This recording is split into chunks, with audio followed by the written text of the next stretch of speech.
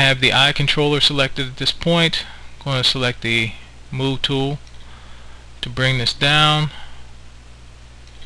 and just kind of over, so it looks like, you know, you're looking right at the ball, and set keyframe to frame 20.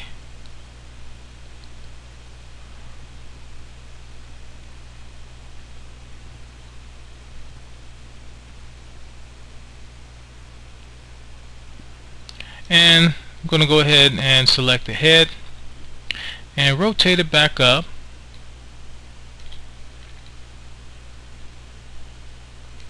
And keep the head down a little bit and over, so that the head, you know, looks like he's kind of looking down at the ball. And kind of scroll back and forth.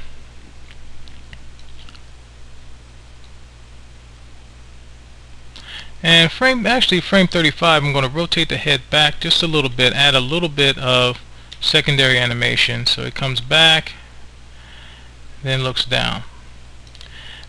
I'm going to select the eye controller and just move it to frame 40, so that, oops, sorry about that.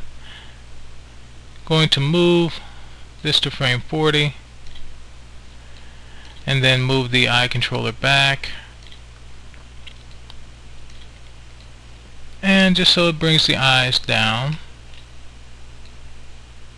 and looking over a little bit, so it looks like it's looking down right at the ball. And set a keyframe, so that continues to move along with that.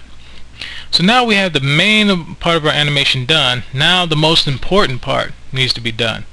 Let's set the animation on the spheres themselves. Okay, so I'm going to select the first sphere. If you open your channel box, remember you click this button here. Remember you have where it says visibility on. So I'm going to just go to this part here where it says visibility, click it with the left mouse button, then hold down the right mouse button and hit key selected. Make sure you do that at frame 1. Okay, make sure you hit key selected for visibility on at frame 1. Then remember, at frame 25 is right when it should be disappearing. So now I'm going to move the slider to frame 25 with this sphere on the ground selected, and I'm going to go to this window here and turn the visibility off. So you can either type in 0 or just type in off, then click here with the button, left mouse button, hold down the right mouse button and go to key selected. So now that sphere disappears right at frame 25. Okay, now I want you to go ahead and select the sphere that is parented to the hand, and at frame 1 go to visibility, make sure the visibility is off, type in 0 or just type in off, click here with the left mouse button, then hold the right mouse button down and hit select key selected.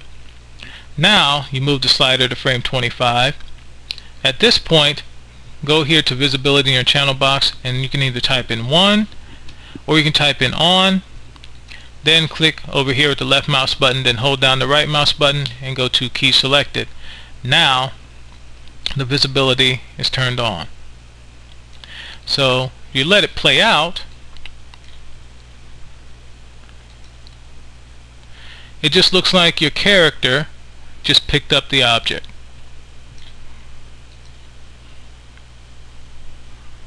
And it looks pretty natural. And it takes place in less than 1 second. So there you go. There you have it. Now your character has the ability to go ahead and select an object. One final thing, I forgot about the hips. Remember, right as you're stepping up, I'm going to go ahead and bring the weight over to the other leg here. I'm going to rotate over. Remember, the weight is going to be shifted over to that leg that's up. Then remember, as you come down, as you step down to frame 20, I'm going to rotate the hip toward the other side, shift the weight over a little bit, set a keyframe. Then as you come up and come back to normal, set everything back to 0. And there you go.